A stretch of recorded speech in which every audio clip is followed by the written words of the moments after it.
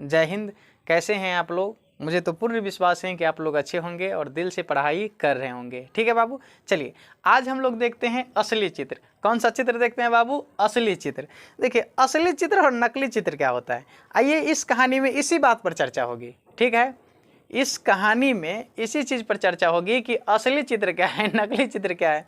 ये कहानी बहुत अच्छा है, बहुत रोमांस कहानी है, आप लोग सुनिए। ठीक है, चलिए देखिए, राजा कृष्णदेव राय के दरबार में, ध्यान से समझिए, राजा कृष्णदेव राय के दरबार में एक कंजूस सेठ रहता था। कौन रहता था? एक कंजूस सेठ रहता था, बहुत कंजूस था वो सेठ। क्या था? बहुत कंजूस था। वो अपना देह का मोल भी किसी को नहीं देता था, इतना कंजूस था। ठीक है, भले ही भूखे प्यासे रह जाए, खर्चा तो वो फूटी कौड़ी भी नहीं करता था। भले ही बाजार में भूखले आ जाए, एक कप चाय भी नहीं पीता था, इतना कंजूस था। कौन? ये सेठ। किसके राज में रहता था? तो राजा कृष्णदेव राय के राज्य में एक कंजूस सेठ था, बहुत कंजूस था, बहुत ही कंजूस था। ठीक है, देखिए एक बार क्या हुआ, तो उनके जो दोस्त सब थे, किसका? ये सेठ साहब का जो दोस्त सब थे, उन सब ने एक दिमाग लगाया और उनको कहा कि दोस्त आप अपना एक चित्र बनाइए। तो उन्होंने पहले पीछे हट के नहीं नहीं नहीं, हमको चित्र उत्र नहीं बनाना है।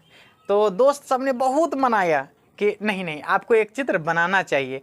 तो कहा ठीक है, चलिए बना लेते हैं। तो तुरंत अगले दिन चित्रकार को मंगाया गया। ठीक है, क्योंकि सेठ के पास पैसा का तो कोई कमी ही नहीं था, परंतु वो खर्चा नहीं करना जानता था। ठीक है, उसमें जो था ल अक्षर था, द अक्षर नहीं था। कहने का सेंस, लेने का काम वो करता था, किसी को देने का काम नहीं करता था। आपसे पैसा है वो ले लेगा, परंतु आपको पैसा वो देगा नहीं।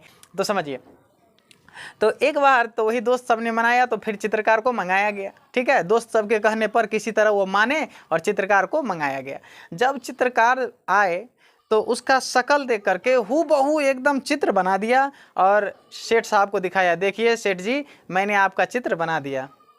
तो सेठ साहब जो था ना, और कहा कि इसका जो है ना 100 स्वर्ण मुद्राएं इसका बनाने का खर्च आया है, वो आपको लगेगा। सेठ ने क्या किया, कहा अच्छा। तुरंत अंदर गया, थोड़ा अपना चेंजिंग करके घर में गया और चेंज होके आ गया। कहा देखो तो तुम्हारा चित्र हमसे मिलता है? नहीं मिलता है। कैसे दे दे 100 स्वर्ण मुद्राएं, क्योंकि बहुत कंजूस था।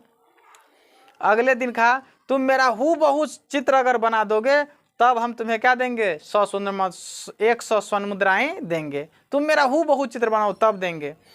उस दिन चित्रकार का मेहनत पर सारा पानी फिर गया। फिर क्या हुआ, चित्रकार चले गए और जिस रूप में लास्ट में वो आए थे ना, वही रूप का चित्र उन्होंने फिर बहुत अच्छा से मेहनत करके बनाया। फिर सेठ के सामने ले गया कि यार देखिए सेठ साहब, अब तो वो आपका चित्र है। फिर सेठ ने क्या कि अपना रंग तुरंत बदल लिया, फिर आया, कहा तुम देखते नहीं हो, मिलता है? नहीं मिलता है। कैसे दे दे तुम्हें 100 स्वर्ण मुद्राएं? हम जैसा है वैसा बना के लो। फिर उस दिन उसे निराशा हाथ लगी। किसे? चित्रकार की बहुत निराशा हाथ लगी। ये तो बहुत निराश हो गए, जरा इतना मेहनत से बनाते हैं फिर भी हूबहू शकल नहीं बना पाते हैं। बड़ा दिक्कत हो गया। किसको?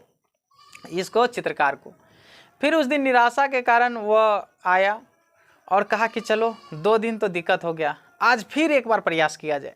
उन्होंने क्या किया, एकदम पूरे मेहनत करके जो लास्ट में जो चित्र में उसे देखा था वही चित्र को फिर पुनः पूरे मेहनत करके उसका हूबहू शकल बनाया और फिर लेके गया सेठ जी के सामने। और फिर सेठ ने क्या किया, अपना रंग बदल लिया।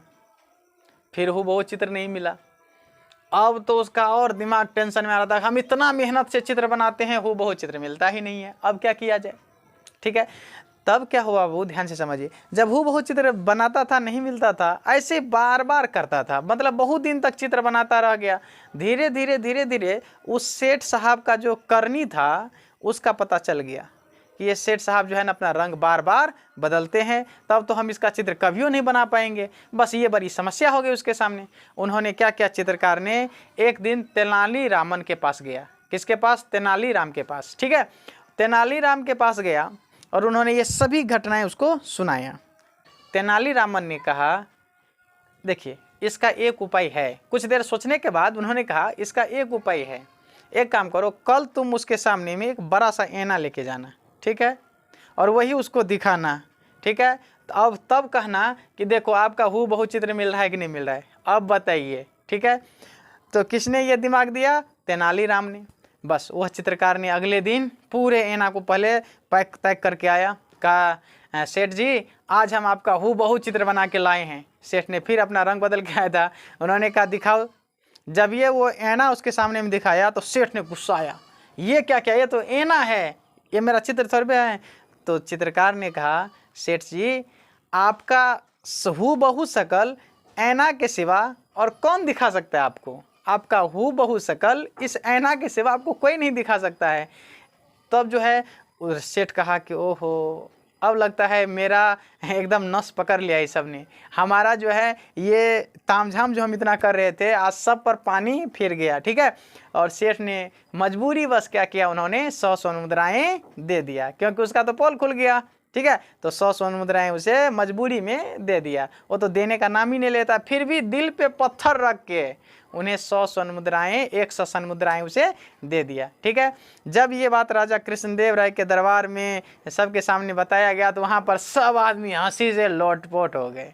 ठीक है, तो यही था असली चित्र। आप सबसे आग्रह है कि आप लोग मेहनत करते रहिए और जीवन में आगे बढ़ते रहिए। ठीक है, हमें विश्वास है कि ये कहानी आपको समझ में आ गया होगा। ठीक है, अगर ये कहानी अच्छा लगा हो तो आप नई उमंग क्लासेज पर जा करके सब्सक्राइब कर सकते हैं। चलिए मिलते हैं नेक्स्ट क्लास में। जय हिंद।